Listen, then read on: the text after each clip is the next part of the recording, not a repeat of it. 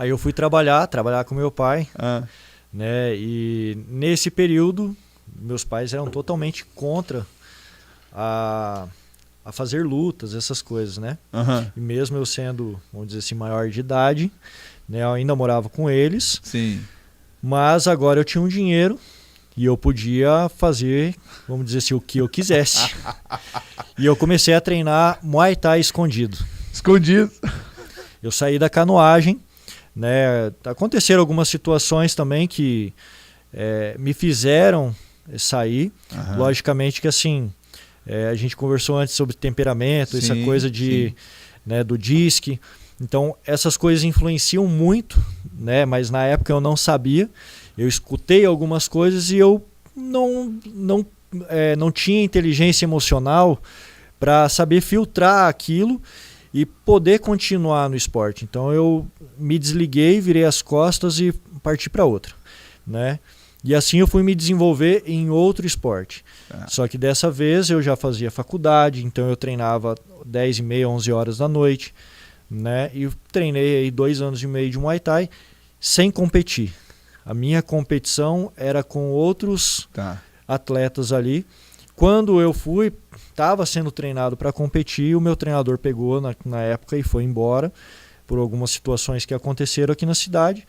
E eu já estava entrando na faculdade de Educação Física. E aí foi um stand-by do esporte. Aham. E aí foi só aquela coisa de estudar, e aí faculdade, eu Cara, saí um daí pouquinho você parou mesmo. Daí eu saí um pouquinho daquela rotina saudável, né? Comecei... Aprendeu a beber. aí vai pra festa, né? Conhece um cigarrinho, não sei o quê.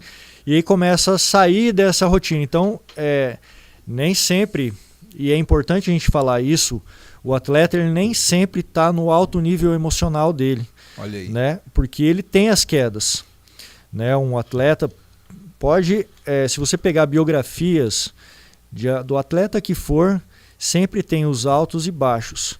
E aí é onde entra a questão de companhias, do ambiente que você está, né? Tudo isso vai influenciando. Então o que acontece?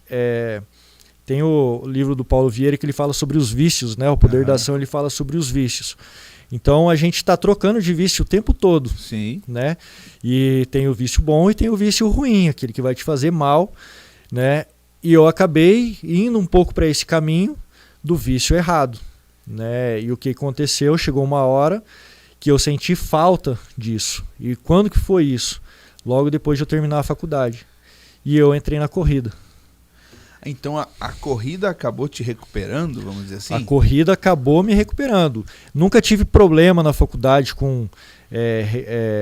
lógico, peguei exames e tudo mais. Aham. Nunca peguei uma DP, nunca tive Sim. problemas assim com pessoas, né? Sempre tive bons relacionamentos. Aquela situação de divergência de opinião que acaba, né, mudando Sim. a direção das coisas nos períodos do tempo ali da faculdade, né, que faz você conhecer outras pessoas e se desenvolver de formas diferentes. Sim, sim. Né? E eu acabei indo para a corrida com uma forma de aliviar a tensão das coisas. Por quê? Ali eu acabei de me formar, fui trabalhar numa academia que, pasmem, eu saí da faculdade falando, jamais vou trabalhar numa academia.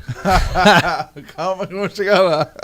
Ô João, eu queria te perguntar uma coisa que vai ser muito útil pra galera que tá ouvindo. Você falou de vícios, né? E que a própria corrida acabou recuperando, vamos dizer, você e te dando um vício mais positivo. Isso. E tudo mais. Cara, pra quem tá viciado na preguiça mesmo, na comida, na bebida, ou num vício emocional de vitimização e tudo mais, o exercício pode recuperar alguém? Pode. Pode e recupera, né? Vou falar de mim. Eu fiquei sedentário por praticamente 5 anos. Comecei a fumar cigarro. Entrei em algumas coisas mais obscuras, né? E saí tranquilamente. E eu vou dizer mais, o cigarro foi a pior situação para eu sair do que outras coisas. Cara, mas legal. Imagina uma senhora que tá lá viciada, talvez, na reclamação, na vitimização. Para ela, o exercício também ajuda. Vai ajudar, porque o esporte ele faz você sair dessa coisa de... você começa a olhar a vida de uma forma diferente. Você começa a perceber que uma subida, ela vai ser sempre uma subida. Então, você vai ter que subir do mesmo jeito. Não adianta você reclamar. Você pode mudar a sua rota, pegar uma área que vai ter menos subida, mas vai subir igual. Dependendo para onde você quer chegar, se você está correndo, você vai ter que pegar um trecho de subida em algum momento. Então, o lance da reclamação e tal, ele também acaba mudando esse driver, ele acaba né? mudando. E para quem está, sei lá, talvez viciado em maconha, quem está, ou o cigarro que você falou que é difícil de se livrar e tudo mais, você acredita que o exercício também vira uma ferramenta? É como se fosse o quê? Uma substituição de vício? Como é que você vê isso? Eu vejo, vamos dizer assim, de uma certa forma, uma substituição, sim. Tá. Porque, como o Paulo Vieira coloca no livro dele lá, nós somos feitos de vícios. Então, o vício é uma escolha, né? A gente pode escolher entre comer doce ou fazer alguma atividade física, ir para academia, alguma coisa assim. Né? Então, a gente pode optar por pode escolher. Só que alguns vícios, eles fazem parte de todo um processo emocional. Então é mais difícil de você sair. Só que você pode substituir isso se você mudar o ambiente que você está.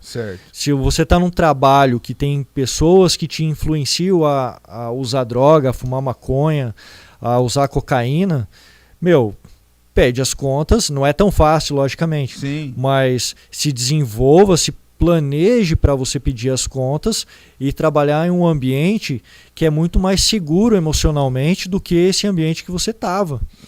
E você começa a praticar essas atividades se mostrando diferente. E aí entra uma outra situação. Você pode acabar desenvolvendo essa coisa da inspiração, você pode acabar trazendo e te aproximando de pessoas que às vezes você considerava pessoas ruins, que tinham o mesmo vício que você, e que vai te acompanhar nessa jornada.